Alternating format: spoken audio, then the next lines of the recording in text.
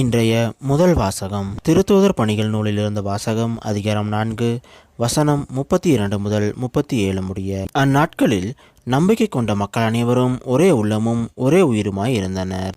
அவர்களுள் எவரும் தமது உடைமையை தம்முடையதாக கருதவில்லை. எல்லாம் அவர்களுக்கு பொதுவாய் இருந்தது. திருத்தூதர் அனைவரும் ஆண்டவர் இயேசு உயிர்த்தெழுந்தார் என மிகுந்த வல்லமையோடு சான்று பகர்ந்து வந்தனர்.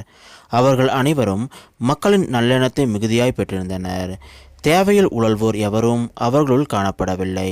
நிலப்புலங்களை அல்லது வீடுகளை உடையோர் அவற்றை விற்று அந்த தொகையை கொண்டு வந்து திருத்தூதருடைய காலடியில் வைப்பர்.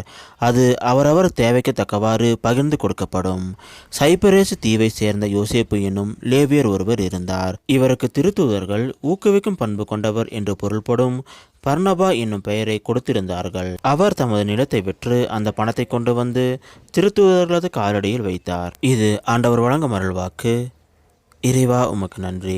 இன்றைய நற்செய்தி புனித யோவான் எழுதிய நற்செய்தியிலிருந்த வாசகம் அதிகாரம் 3 வசனம் 7 முதல் 15 முடிய. அக்காலத்தில் இயேசு நிக்கதேமிடம் கூறியது, நீங்கள் மறுபடியும் பிறக்க வேண்டும் என்று நான் உமக்கு கூறியது பற்றி நீர் வியப்படைய வேண்டாம். காற்று விரும்பிய திசையில் வீசுகிறது, அதன் ஓசை உமக்கு கேட்கிறது, ஆனால் அது எங்கிருந்து வருகிறது என்றும் எங்கு செல்கிறது என்றும் உமக்கு தெரியாது. தூய ஆவியால் பிறந்த அனைவருக்கும் இது பொருந்தும் என்றார். நிக்கதேம் அவரை பார்த்து, இது எப்படி நிகழ முடியும் என்று கேட்டார். அதற்கு இயேசு கூறியது, நீர் இஸ்ரேல் மக்களிடையே போதகராய் இருந்தும் உமக்கு இது தெரியவில்லையே.